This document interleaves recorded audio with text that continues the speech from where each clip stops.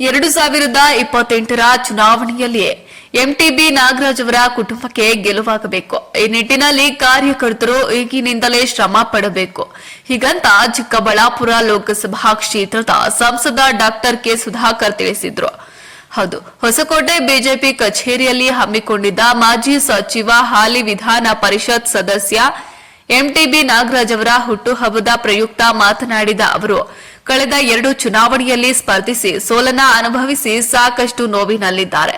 ಮುಂಬರುವ ವಿಧಾನಸಭಾ ಚುನಾವಣೆ ಎಂಟಿಬಿ ನಾಗರಾಜ್ ಅವರ ಕುಟುಂಬದಿಂದ ಯಾರೇ ಸ್ಪರ್ಧಿಸಿದ್ರೂ ಅವರಿಗೆ ಗೆಲುವಿನ ಶ್ರೀರಕ್ಷೆ ಕಲ್ಪಿಸಬೇಕು ಎಂದು ತಿಳಿಸಿದರು. ಇನ್ನು ಮಾಜಿ ಸಚಿವ ಎಂಟಿಬಿ ನಾಗರಾಜ್ ಮಾತನಾಡಿದ್ದು, ನನ್ನ ಅಧಿಕಾರ ಅವಧಿಯಲ್ಲಿ ತಾಲೂಕಿನಾದ್ಯಂತ ಅನೇಕ ಅಭಿವೃದ್ಧಿ ಕೆಲಸಗಳನ್ನು ಮಾಡಿದ್ದೇನೆ. ಶಾಸಕನಾಗಿ ಸಚಿವನಾಗಿ ಜನರ ಋಣ ತೀರಿಸುವ ಕೆಲಸ ಪ್ರಾಮಾಣಿಕವಾಗಿ ಮಾಡಿದ್ದೇನೆ. ಜನಸೇವೆ ನಿಂತಿಲ್ಲ, ಮುಂದುವರಿಯುತ್ತಾ ಬಂದಿದ್ದು.